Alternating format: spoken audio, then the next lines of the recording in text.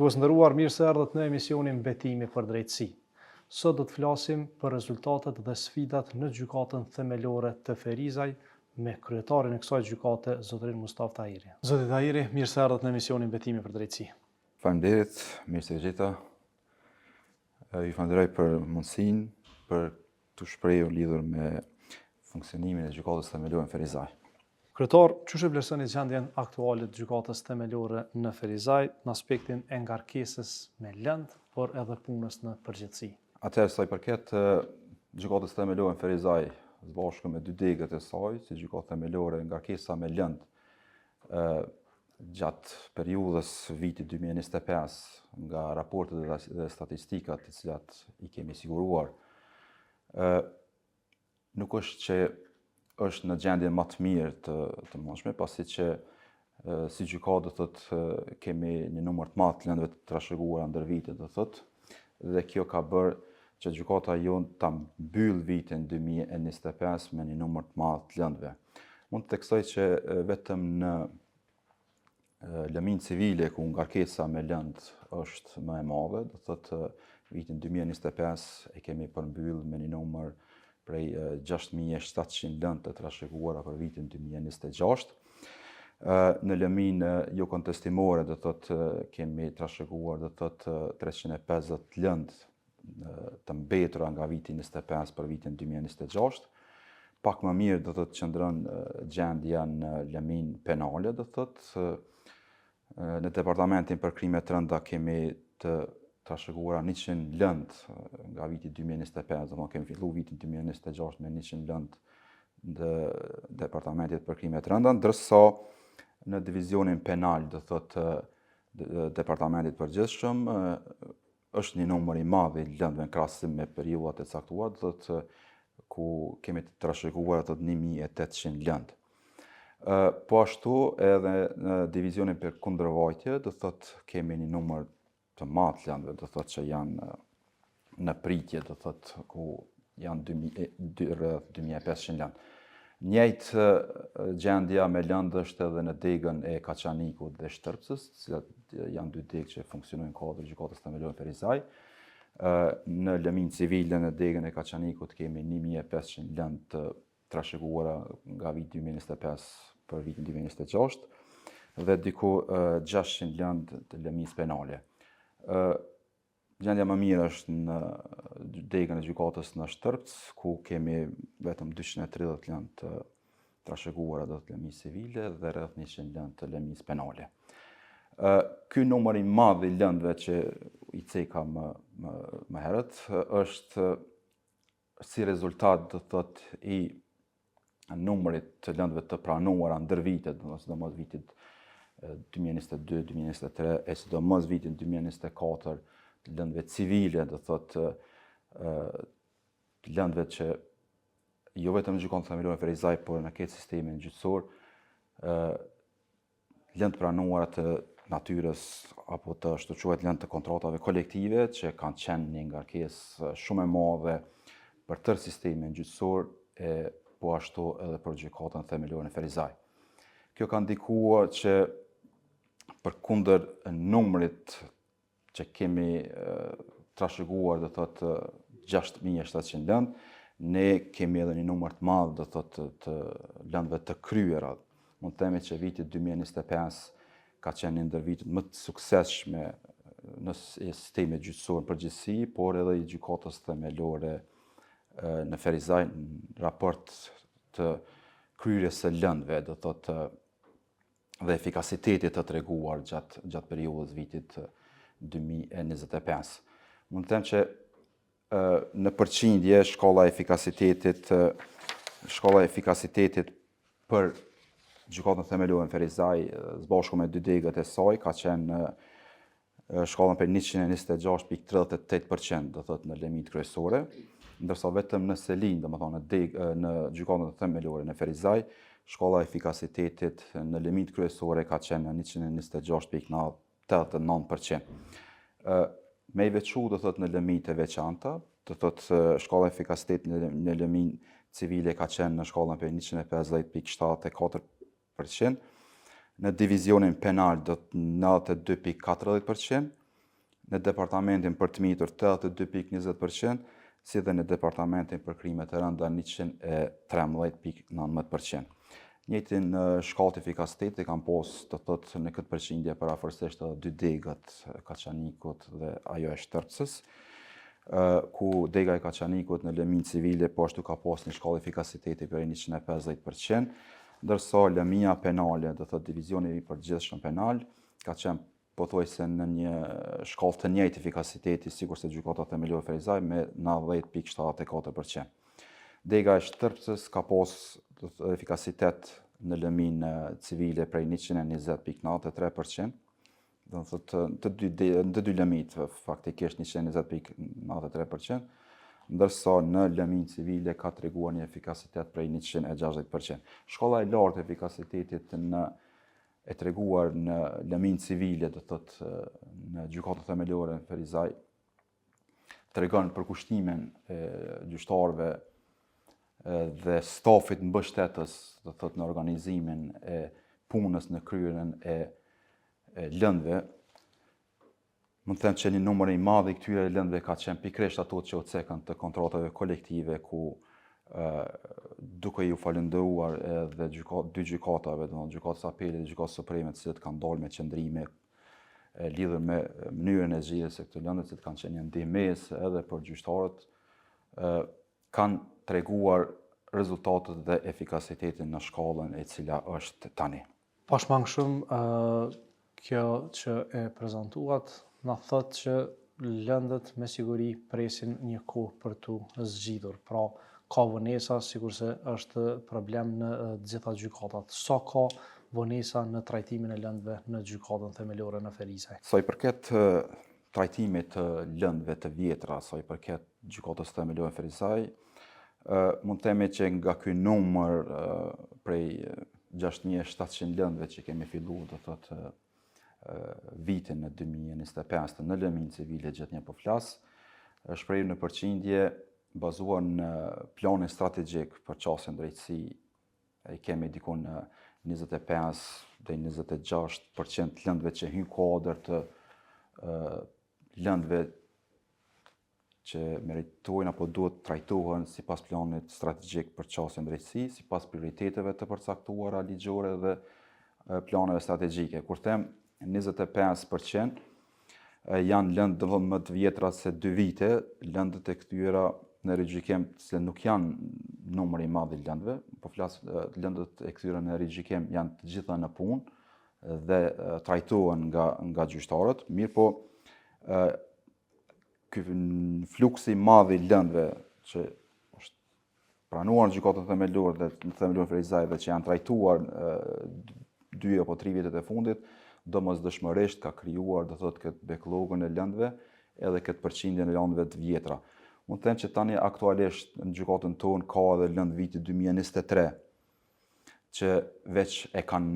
arrit atë kushtin ligjor që mund trajtu si lëndë të vjetra, mirë po duke u bazuar edhe në numrin e gjyqtarëve që kemi aktualisht, unë jam optimist që shumë shpejt do të arrijmë që lëndët natyrës civile të trajtohen me një afat të arsyeshëm ligjor,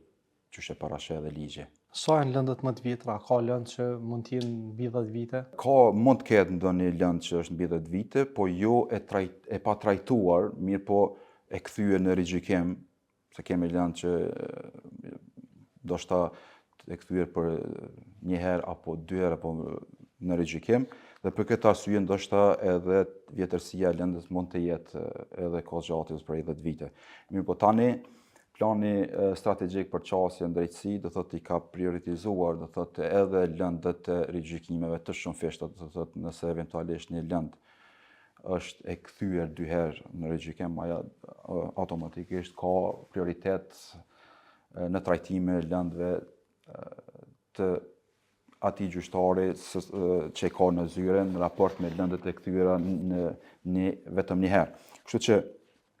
mund të them që secili gjyqtar bazohet në planin e punës gjykatës themelore Ferizaj, por edhe në planet strategjike të aprovuara nga ana e Këshillit Gjyqësor për trajtimin e çështjeve civile të vjetra sipas vjetërsisë. Ndalemi pak kryetar, flasim për kapacitetet. Cilat janë kapacitetet e gjykatës dhe a ka mungesa dhe ku evidentohen ato? Sa i përket kapaciteteve institucionale, gjykata themelore në Ferizaj, gjithherë po flas bashku me dy degët e saj, aktualisht ka një numër prej 33 gjyqtarëve, ku 2 prej tyre janë në trajnim fillestar për gjyqtarë dhe pritet që të përfundojnë trajnimin diku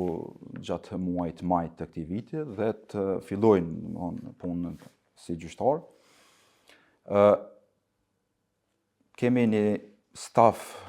prej 126 zyrtarëve, vetëm në gjykatën themelore Ferizaj janë afër 90 zyrtarë. Se a ka nevojë për staf mbështetës administrativ, mund të them që po, nevoja është për kapacitete shtesë njerëzore, dhe mos ato administrative. Sa i përket gjyqtarëve, mund të them që me këtë numër aktualisht që jemi, do thotë jemi të konsoliduar mirë dhe krahasuar edhe me numrin e lëndëve që kemi një stabilitet të mirë, kisha me thonë, sa i përket ngarkesës me lëndë. Çdo këtë faktin që 2 gjyqtarë përfundojnë trajnimin dhe i shtohen në muajin maj, si dhe 2 gjyqtarë të cilët në procesin e fundit të rekrutimit për gjyqtarëve që janë caktuar për gjykatën themelore Ferizaj dhe presin dekretimin nga ana e presidentës. Kjo do t'i ndihmojë, do thotë, gjykatës në aspektin e efikasitetit, trajtimit të lëndëve në kohë të arsyeshme dhe besoj që do të shkurtohet kohëzgjatja e trajtimit të lëndëve në kuptimin e marrjes zgjidhjes së lëndëve. Numri i zyrtarëve mbështetës administrativ ka mungesa, kisha me thonë, sidomos në bashkëpunëtor profesional, ku bazuar edhe në ligjin për gjykatat, parashihet që një gjyqtar të ketë spaku një bashkëpunëtor profesional. Aktualisht në gjykatën themelore Ferizaj kemi 16 bashkëpunëtor që në bazë të organizimit dhe planit punës janë caktuar, do thotë, një bashkëpunëtor për 2 gjyqtarë, gjë që do thotë vërehet ajo mungesa dhe e angazhimit të bashkëpunëtorëve. Numri i madh i lëndëve, po do të kthehem te numri i madh i lëndëve që ka pranuar gjykata jonë ndër vite dhe numri i madh i lëndëve të zgjidhura, do thotë sidomos vitin e kaluar dhe vitin paraprak, ka rritur numrin e aktiviteteve të zyrtarëve të administratës. Nuk është e krahasueshme viti 2022 me 2025, ku për shembull në vitin 2025 ose 2024 kemi pas pranuar mbi 8 milion civile dhe po ashtu afër 8 milion të përfunduara civile, dhe ky numër i lëndëve të procesuara gjatë pranimit, po ashtu edhe të procesuara gjatë përfundimit, ka rritur numrin e aktiviteteve të zyrtarëve të administratës dhe domosdoshmërisht të rritjet të aktivitetit punës e paraqesin nevojën edhe të shtimit të kapaciteteve shtesë, burimeve njerëzore për t'i përballuar gjitha këto punë dhe detyra që i ka, do thotë, administrata e gjykatës. Me këtë vëllim të punës, nevojat për mbështetje janë të vazhdueshme, do të thonë sidomos në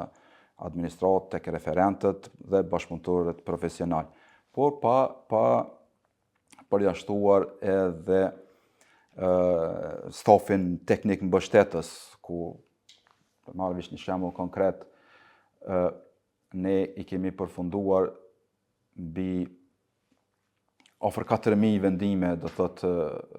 lëmi civile. Gjitha këto vendime, afër 50% e këtyre është dashur që të ekspedohen fizikisht në qytet, do thotë ne kemi pas në dispozicion vetëm 2 dorëzues, kështu që ka qenë një sfidë edhe për stafin mbështetës dhe teknik. A keni pasur kërkesa që i keni drejtu në Këshillin Gjyqësor të Kosovës dhe cila ka qenë përkrahja e Këshillit Gjyqësor të Kosovës, apo edhe Këshilli Gjyqësor i Kosovës vazhdon që t'i ketë mangësitë e veta për shkak të buxhetit i cili asnjëherë nuk është aprovuar si duhet? Sa i përket adresimit të kërkesave të gjykatës për plotësimin e pozitave, domthonë gjithmonë janë bërë. Ka pas një gatishmëri, do thotë edhe nga ana e Këshillit Gjyqësor të Sekretariatit për plotësimin e këtyre pozitave. Ne e dimë që viti 2025 ka qenë në një tranzicion, kisha më thonë, të pozitave teknike në shëndrim pozita profesionale, ku disa prej zyrtarëve që kanë qenë pozita teknike dhe që kanë pas përgatitjen profesionale janë shndruar në staf profesional. Dhe kjo ka, do thotë, e ka shfaq atë mungesën tek plotësimi i pozitave të stafit mbështetës. Aktualisht, do thotë, ne kemi të plotësuar tani pozitat nga ana e Këshillit Gjyqësor, mirë po ajo periudha ku ka qenë ndoshta më e nevojshme për kryerjen e detyrave, do thotë ne kemi pas mungesa. Duke i pas parasysh se këto mungesa, ne si udhëheqje bashkë me udhëheqjen e stafit administrativ kemi bërë domthonë gjithmonë përpjekje për të organizuar punën e administratës, duke i dhënë mbështetje gjithmonë atyre sektoreve ku kanë pasur ngarkesë më shumë, mirë po dihet që çdo lëvizje e stafit nga një sektor për t'i ofruar mbështetje sektorit tjetër, do thotë ka marrë paraqit pengesa tek ai sektori tjetër. Kështu që kjo ka qenë një sfidë e vazhdueshme, mirë po tani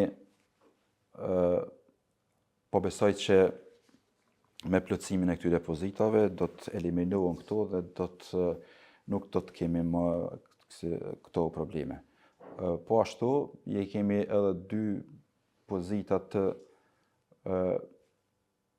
stafit teknik mbështetës, të cilat janë duke e pritur edhe filtrin e ankimimit në Komisionin e Pavarur për Shërbim Civil, po besoj që shumë shpejt edhe ato pozita të plotësohen. Po ndalemi pak kryetar të disa prej lëndëve që janë më problematike për të trajtuar dhe për cilat ka kritika të vazhdueshme nga të gjitha raportet vendore e ndërkombëtare. Është fjala për rastet e korrupsionit dhe krimit të organizuar. Sa lëndë të tilla i keni në punë në gjykatën themelore në Ferizaj dhe a ka trajtim me prioritet për këto lëndë? Që rastet e lëndëve të natyrës korrupsionit në gjykatën themelore në Ferizaj, do thotë e kanë një fokus të veçantë trajtimit dhe prioritetit të tyre. Gjatë vitit 2025 ne kemi pas në punë apo në trajtim 23 lëndë të natyrës së tillë, jo të nivelit të lartë, por prapse janë kategorizuar në natyrën e lëndëve të korrupsionit. Prej tyre 15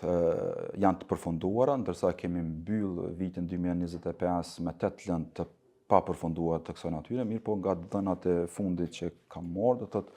gjatë periudhës janar-shkurt janë përfunduar edhe 4 lëndë të kësaj natyre, pra në pritje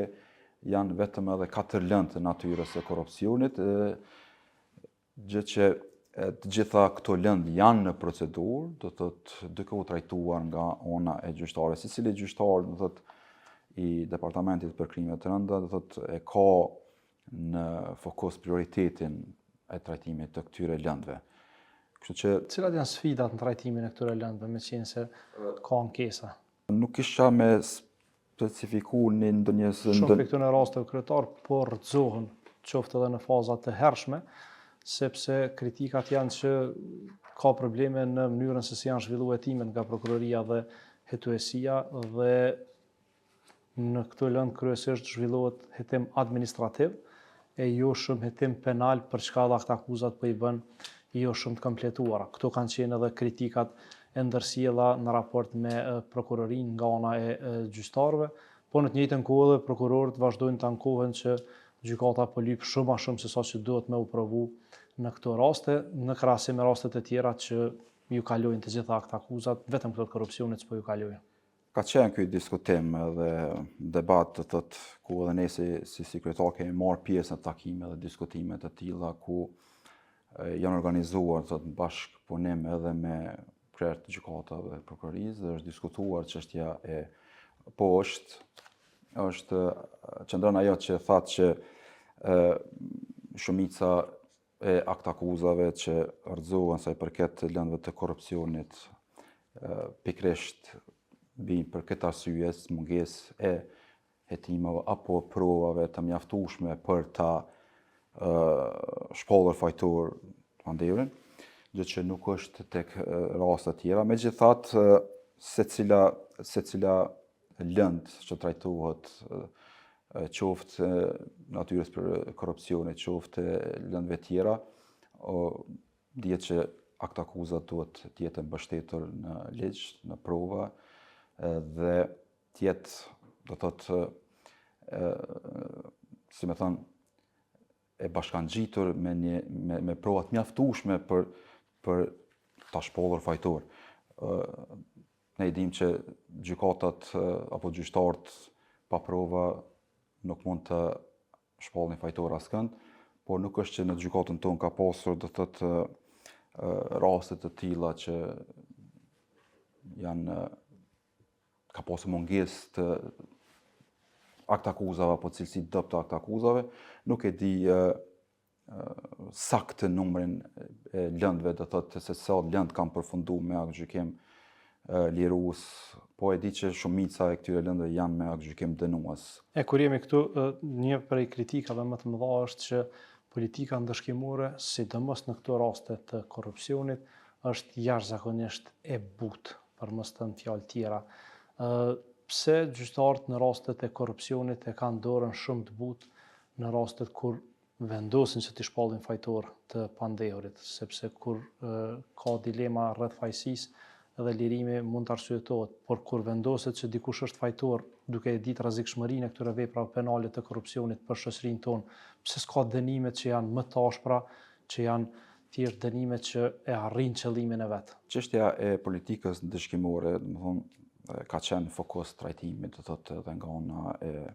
Këshillit Gjyqësor, Gjykatës Supreme, por edhe gjykatave të Republikën e Kosovës. Është e vërtetë ajo që politika ndëshkimore, do thotë, në rastet e korrupsionit, por edhe në raste të tjera ka qenë jo unike, jo uniforme, cilat ka pas dallime mes vetë brenda gjykatës në trajtimin e rasteve të tilla, qoftë me dënime të buta, trajtimin e rasteve të korrupsionit, qoftë me trajtime me dënime jo unike që kanë pas një dallueshmëri, do thotë, edhe brenda vetë gjykatës. Ne e dimë që politika ndëshkimore, do thotë, kjo mos unifikimi i praktikës apo dallimet në dënime, sidomos kur kemi të bëjmë brenda një gjykate, e dëmtojnë edhe imazhin e asaj gjykate, do thotë, sepse kur kemi dënime jo uniforme, do thotë, për çështje të njëjta penale, dallime të ndryshme në dënime, kjo rrezikon edhe cenimin e parimit të sigurisë juridike, do thotë, nuk mund të arsyetohet një çështje me një dënim të ashpër për një çështje të njëjtë, ndërsa çështja tjetër po ashtu parafërsisht e njëjtë me një dënim të butë. Këtu secili gjyqtar, do thotë, duhet të ketë parasysh që me rastin e matjes, llojit dhe lartësisë dënimit, ketë parasysh ato rrethonat që vlerësojnë, sepse ne dimë që dënimi duhet të individualizuar varësisht prej karakteristikave personale, mënyrës kryerjes veprës penale e kështu me radhë, mirë po Më me thonë që për ti përshtatur gjitha këto dënime dhe për të pasur një politikë unike ndëshkimore, do të ishte mirë se secili gjyqtar të aplikante do të udhëzosin për matjen e politikës ndëshkimore, i cili është një mjet i cili i udhëzon gjyqtarët për ta krijuar, për ta balancuar, do të thotë dënimin në raport me peshën e veprës penale, por gjithashtu edhe për karakteristikat personale. Është diskutuar shumë, janë bërë takime, qoftë me gjyqtarë, qoftë me themelore, qoftë me instancave më të larta. Çka është arsyetimi i këtyre gjyqtarëve që vendosin kështu të jenë kaq të butë në të rastet korrupsionit? Tash arsyetimi i secilit vendim gjyqësor do thotë pikërisht është tek këtu që i ceka më herët, te mënyra e trajtimit, qoftë rrethonave lehtësuese, qoftë rrethonave venduese, mënyrës kryerjes, dëmit shkaktuar e kështu me radhë, do thotë, por po t'ishin aplikuar, do thotë, dispozitat që parashihen në udhëzuesin e politikës ndëshkimore, pajtohena me juve që dënimet do të ishin më të ashpra në këtë rast. Kryetar, sa është transparente gjykata themelore në Ferizaj dhe cili është raporti i kësaj gjykate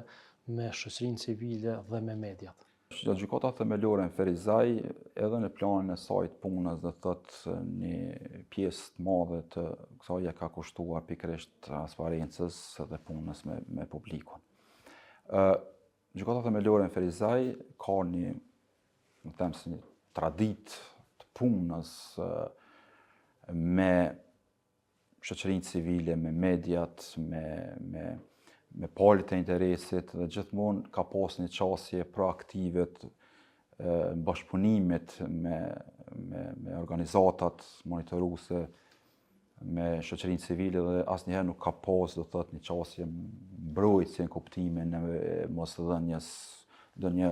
informacioni për punën dhe aktivitetet e gjykatës. Kështu që edhe në planin e saj të punës është paraparë që zyra për informim dhe komunikim me media do të ketë rolin e saj aktiv në punën e gjykatës themelore në Ferizaj, duke i bërë publike të gjitha aktivitetet që i ka gjykata, në kuadër të aktiviteteve përveç asaj ne komunikimin me publikun e kemi edhe përmes publikimit vendimeve gjyqësore, përmes trajtimit kërkesave për informacione, veç vitin e kaluar, do thotë, kemi pas dikon në 25 kërkesa, me sa e di, për qasjen dokumente publike dhe shumica për tyre janë aprovuar, kemi pas mbi 240 kërkesa që kanë kërkuar informacionet ndryshme, palët apo për çështjet e tyre, statusin e lëndëve e kështu me radhë. Dikon 73 komunikata për media, do thotë që janë qoftë për shqiptimet të dënimeve, caktimet të masave të ndryshme apo publikimit të aktiviteteve të gjykatës. Dhe çka është më rëndësi, do thotë kemi pasur në mbi 9000 publikimin e mbi 9000 orarin e 9000 seancave gjyqësore, do thotë, që janë mbajtur gjatë vitit 2025. Kuadër të kësaj kemi të publikuara, do thotë, vendimet gjyqësore, vetëm në vitin 2025 kanë qenë të publikuara mbi 4200 vendime gjyqësore. Të gjitha këtu tregojnë, do thotë, për kushtimin që ka gjykata themelore në Ferizaj për rritjen e transparencës dhe qasjes publikut në punën e gjykatës. Krahas transparencës është shumë rëndësi edhe aspekti i llogaridhënies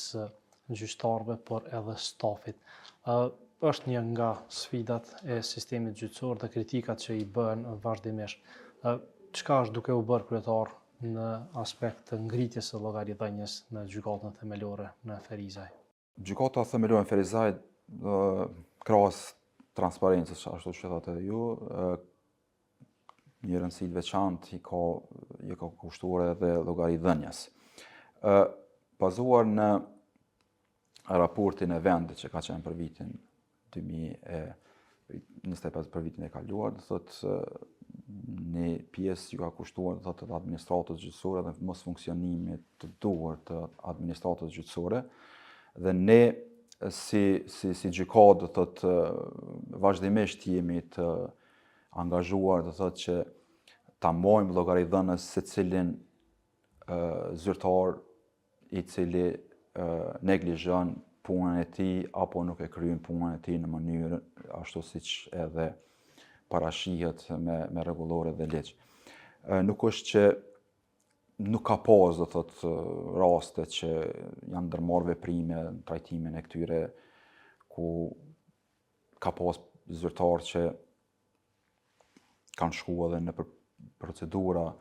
disciplinore pikërisht për neglizhencë, nuk kanë qenë raste të rënda të neglizhencë, por megjithatë janë ndërmarrë veprime në kuptimin e disiplinimit të zyrtarëve të administratës, kuptim që secili punëtor, secili zyrtar të mbahet llogaridhënës për punën e tij që Po në raport me gjyqtarët, a ka pas ankesa? Dhe si janë trajtuar ato, ka raste që janë shku në komision disiplinor në këshill? Gjatë vitit 2025 kemi pas 15 raste kërkesa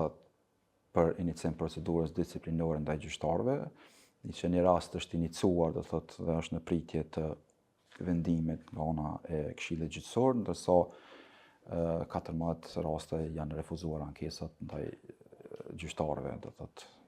Kryetar, jeni pjesë e asamblesë së kryetarëve të gjykatave edhe gjyqtarëve mbikëqyrës. E dim që është një institucion i rëndësishëm asambleja dhe në këtë rast sa e keni pa që është luajtur ky rol që ka kjo asamble, a janë adresuar çështjet që